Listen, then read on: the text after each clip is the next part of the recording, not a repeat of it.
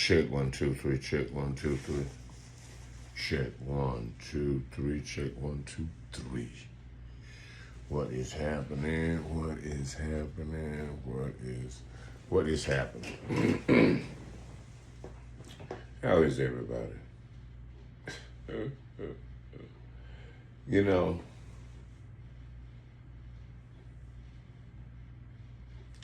I'm just reflecting on life, you know what I mean? And you gotta think, what the hell is really going on? You know what I mean?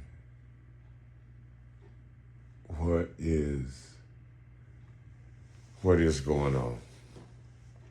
And when you think about it, none of it makes any damn sense. You know what I mean? None of it makes any damn sense. You know? None of it makes any sense whatsoever. You know what I'm saying? But at the end of the day, you got to make sense of it all, kind of, sort of. Kind of, sort of. Kind of, sort of. But,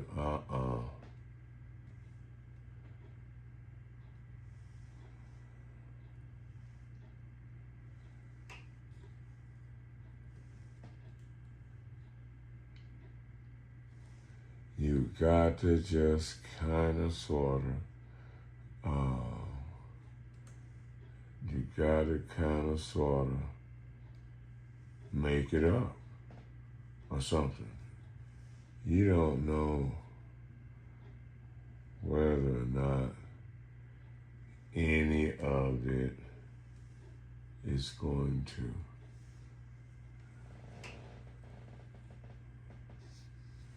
be cool, you know what I mean?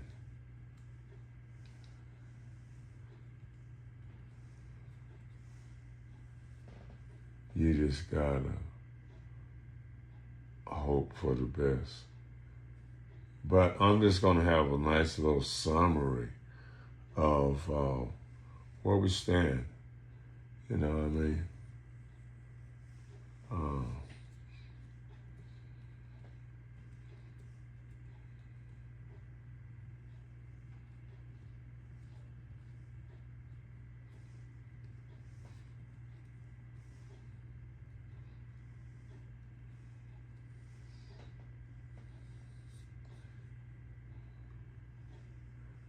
Where we stand and what our contribution has and what our contribution has been, you know what I mean?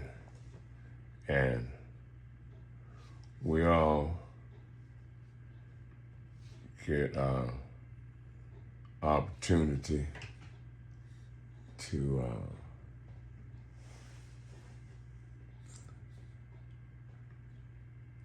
make life happen. You know what I mean? And sometimes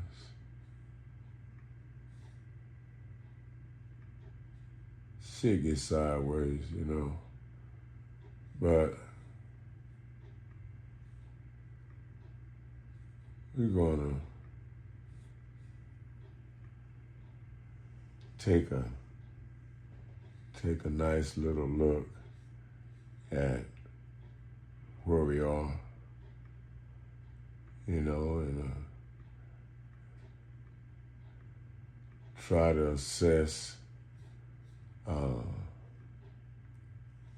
not just the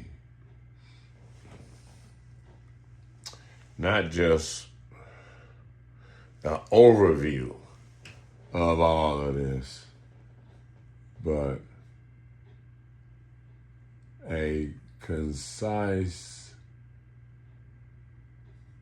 kind of synopsis of where we at, you know what I mean?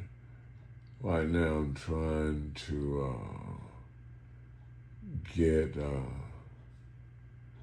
move this conversation around a little bit. You know, sometimes you have something of significance and you got to bring it to the forefront. You know what I'm saying? You can't let, sometimes you let little stuff go and it just turns into bigger and bigger bullshit. You know what I mean? So at the end of the day, you really got to be cognizant of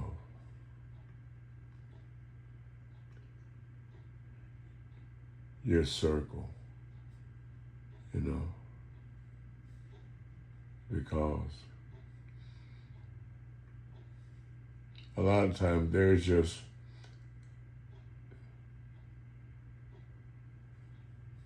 people that have already decided to sabotage whatever you're doing. You know what I mean? And in some instances, you gotta live with that.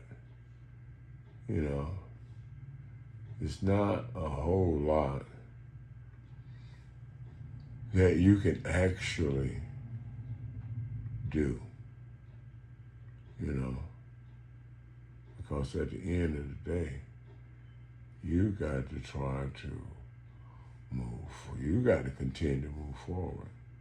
So we're going to do a flashback to 75 years, you know what I mean?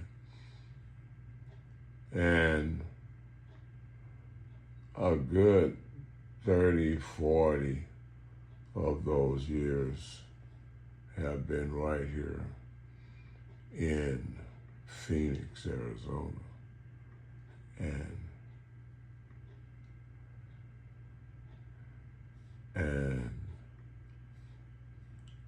at this point,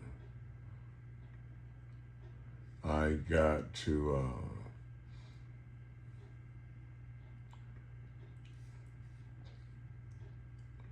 respect the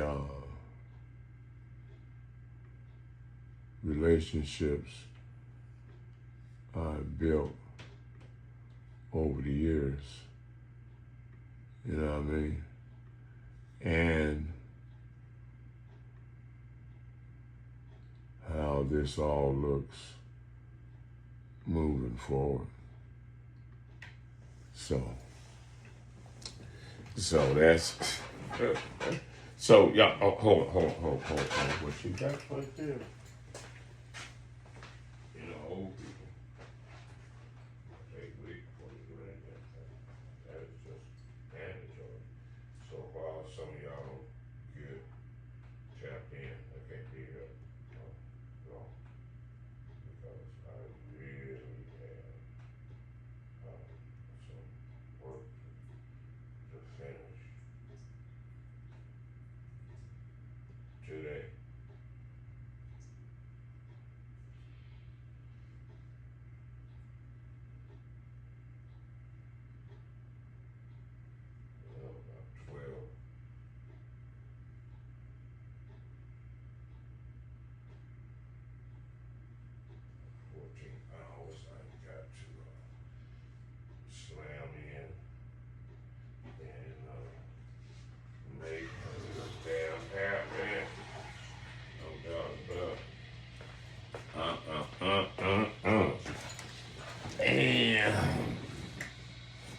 That's right. All right, so as you can see, we got the birthday coming up on the 24th. Yeah, I could actually, okay, I could actually share that from Sheer. I was not even aware of that, but I will do it like this and like that and like that, y'all. So, what I do want to do is get strictly to the point, get to the nitty and the gritty of this conversation. You know, this is the Diamond Jubilee, like, what is it? What is it? What's the, come on, computer, what the fuck? Why you dark like that? What are we doing here, baby? Oh, yeah. What did I fucking, let's get this motherfucker right or something. All right, okay. I was going to look up something here real quick.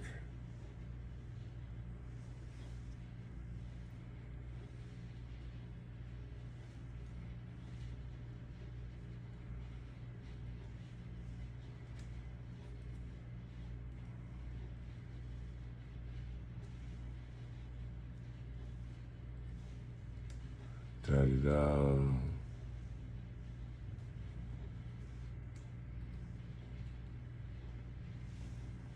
Dee-dee-dee-dee. Okay, let's go with this. Okay, 75th birthday. Yeah, bam, bam, bam, bam, bam. What does it really mean? The 75th birthday represents a significant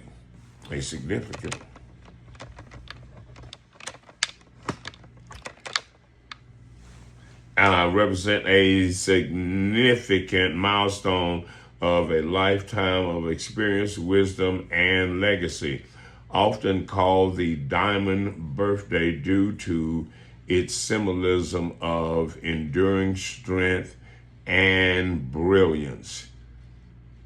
It is a cause for celebration that honors the person's life, relationships, and achievements, with diamond representing the precious resilience and multifaceted nature of a life well lived. Symbolism, diamond birthday, What is that? Oh, I be thinking everything a touchscreen, huh? Motherfucker, you ain't touchscreen? Okay, symbolisms and meaning. Diamond birthday, 75th birthday, is often referred as the diamond birthday, symbol of resilience, wisdom, and life. Endurance and strength, like a diamond. The celebration represents a life that is precious, strong, and has endured through challenges and victories. Legacy. It is a celebration of a person's impact on others and legacy that built over 75 years. Celebration. A major milestone reaching 75 is seen as a remarkable achievement, marking 3/4 of a century of life. Honoring the person, celebration is a way to honor the individual and their life filled with memories and love. Not much of that shit. Traditional gifts often involve diamonds, but symbolic gifts like personalized photo album, comfortable items, or experiences that bring joy and also popular. Also popular.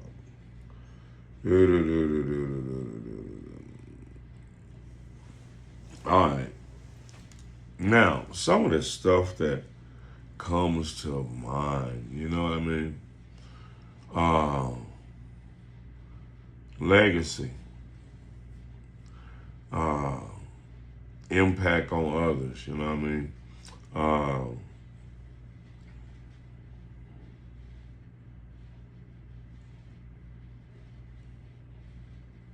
And, you know, when I take a walk down memory lane and just my time here, you know, in these 75 years, I have managed to put together a decent business, upholstery business that I built with my own two damn hands. These bears right here, I put this together. And with a couple of marriages, couple of long-term relationships, a few of them bitches.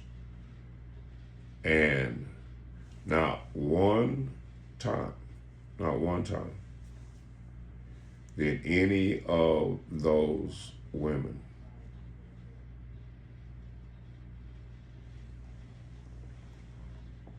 make an attempt. Oh shit.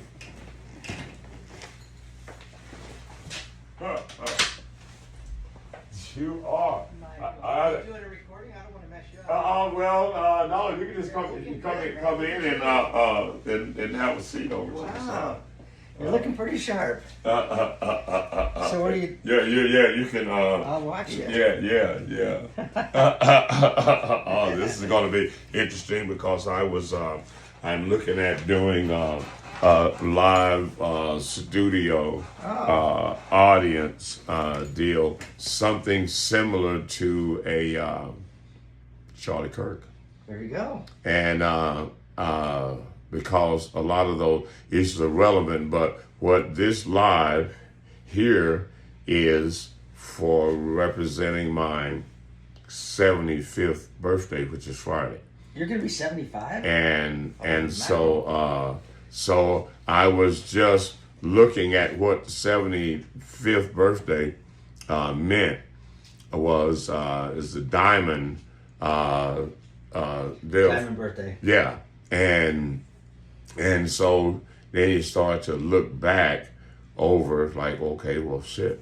You go back over your life. Yeah. What have you accomplished? And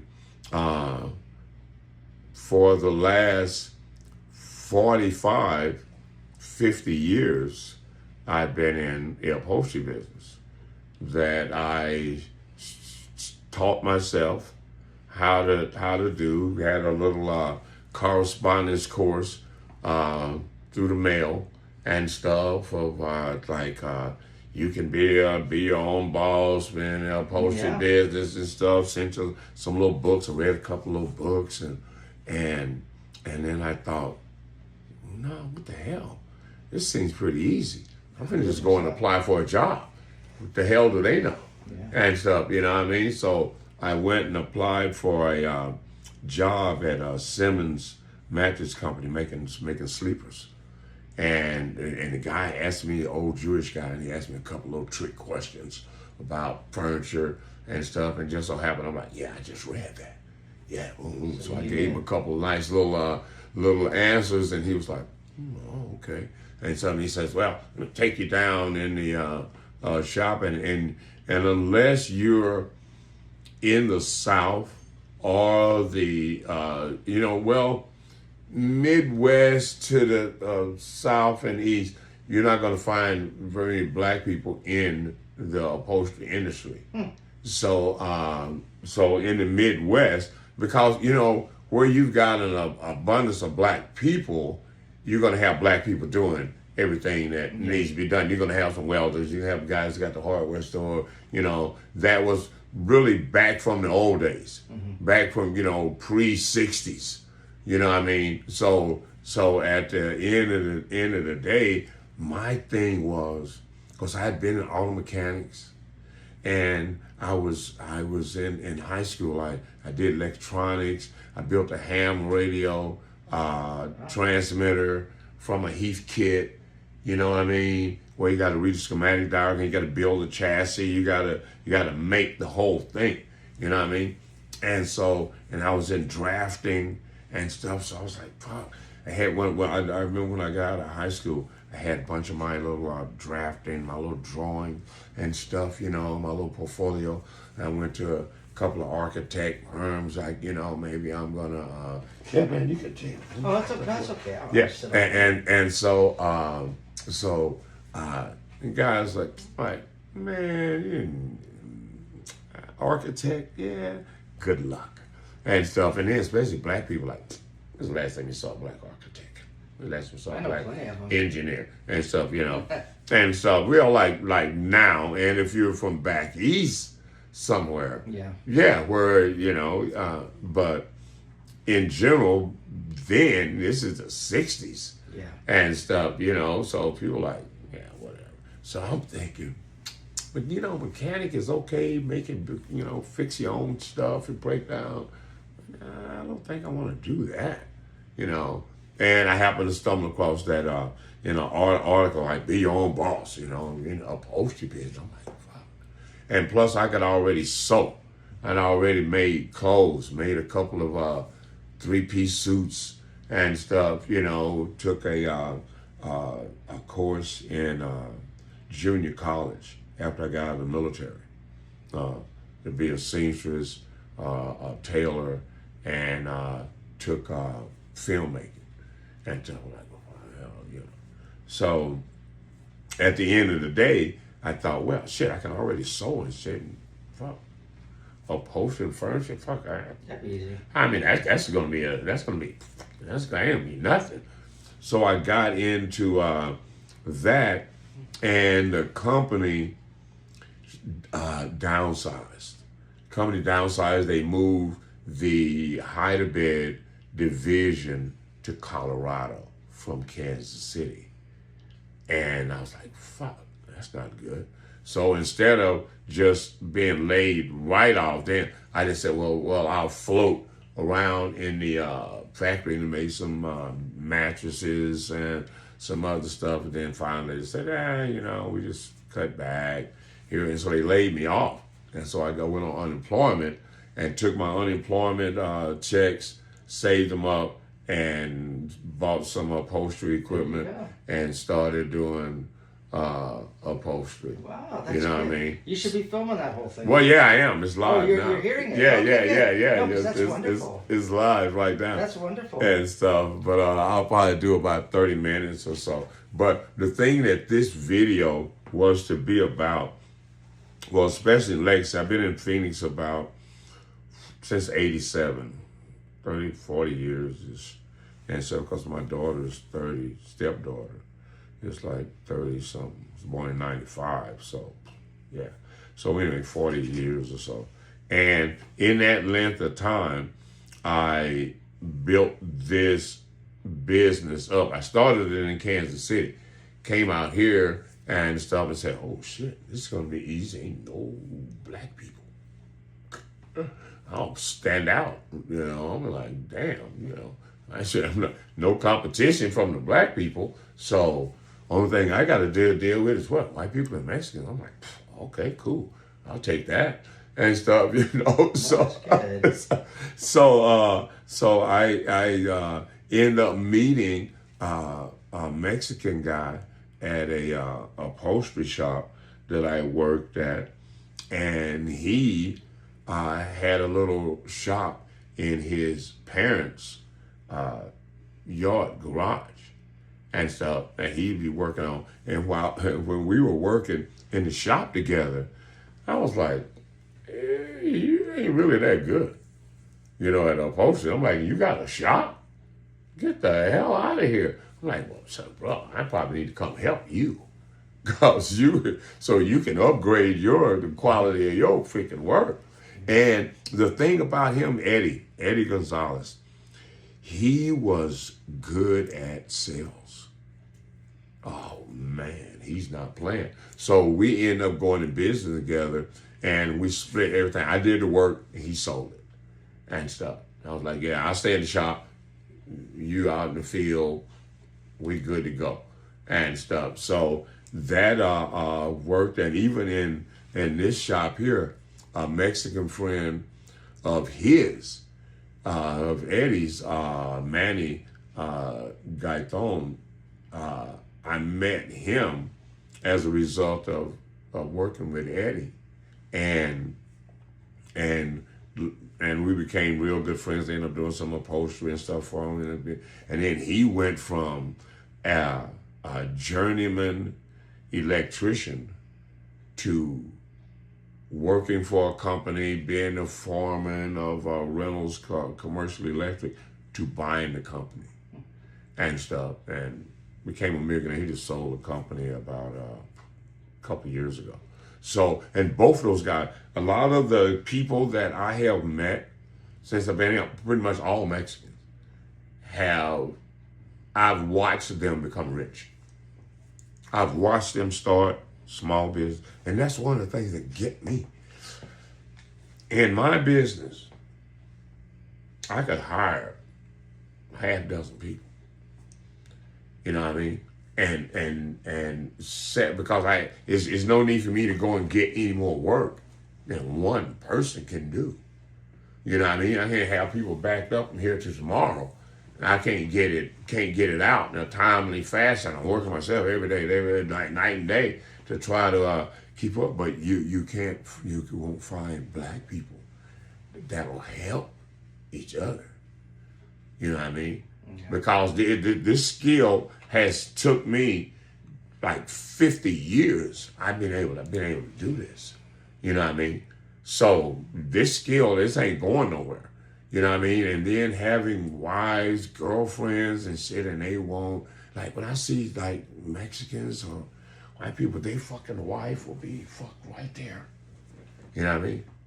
They girlfriend will be right there trying to help build something. I mean, you know, in this business, I probably like in the month that your boat came in, I got your boat, another guy's boat will I had to, because it fucking rained, man, rain. I'm like, can I get in the boat and stuff, you know? So eventually, then his due date came up, which is supposed to be the 18th.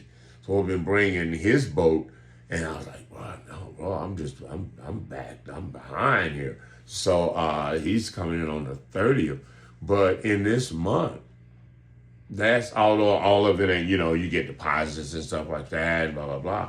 But shit, took in fucking $10,000 for one guy and one man. That's just the two boats. That's not everything else that's freaking going on. And then to have people that are working kind of sort of with you to want you to be doing some other pet project of theirs. I'm like, we got a like $1 million business right here. Yeah. That even after I'm gone, you can still just hire some people, because the phone number and the name is more valuable than anything else. The reputation and stuff is what you know builds business. The person could just sell. I could just sell the name, M&M Custom Upholstery, and the print shop and the clientele and stuff, and the person gonna get phone calls and stuff. Yeah, you still doing a post? Is Mike there? Oh well, yeah. Hey, he's in the back. You know? All right, y'all. I gotta let y'all go. I talked to this customer. It's been nice. It's been fun, but the disrespect around here is just it's sickening. And That's good. That's some good footage for you.